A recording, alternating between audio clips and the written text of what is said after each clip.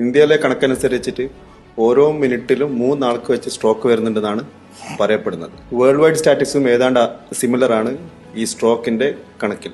Madam, സ്ട്രോക്കിന് കൂടുതലായിട്ട് കാണപ്പെടുന്ന ലക്ഷണങ്ങൾ എന്തൊക്കെയാണ് ആക്ച്വലി? പെട്ടെന്ന് ഒരു സൈഡിൽ ബലക്കുറവ് വന്നു, ഒരു 10-20 മിനിറ്റ് കൊണ്ട് അത് ശരിയാണ്. ഓക്കെ.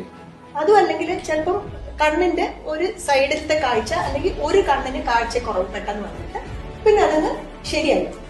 അപ്പൊ നമ്മൾ ഇതൊരു സ്ട്രോക്കിന്റെ മുന്നോടിയാണെന്ന് പലർക്കും അറിയില്ല. അപ്പം ഒരു സൈഡിൽ ബലക്കുറവ് വന്നിട്ട് മാറുവാണെങ്കിലും അതുപോലെ കാഴ്ചക്കുറവ് വരുവാണെങ്കിലും ചിലപ്പോൾ പെട്ടെന്ന് തലചുറ്റലായിട്ടോ അങ്ങനെ ബോധക്കേട് പോലെ അങ്ങനെ ചിലപ്പം ഒക്കേഷണലി. പിന്നെ അതുപോലെ ഒരു സൈഡിൽ ചിലപ്പം നമുക്ക് ബലക്കുറവ് പോലെ തന്നെ ചിലപ്പോൾ സെൻസേഷൻ അറിയുന്നില്ല. അങ്ങനെയൊക്കെയുള്ള സിംറ്റംസ് ഉണ്ടെങ്കിൽ ഡെഫിനറ്റ്ലി നമ്മൾ അവരെ ഇവാലുവേറ്റ് ചെയ്യും. ഈവൻ ഞാൻ ആർഗ്യൂ ചെയ്യുന്നു, അറ്റാക്കിനേക്കാളും കൂടുതൽ ടൈം ഡിപ്പെൻഡന്റ് ട്രീറ്റ്മെന്റ് ഉള്ളത് സ്ട്രോക്കിലായി.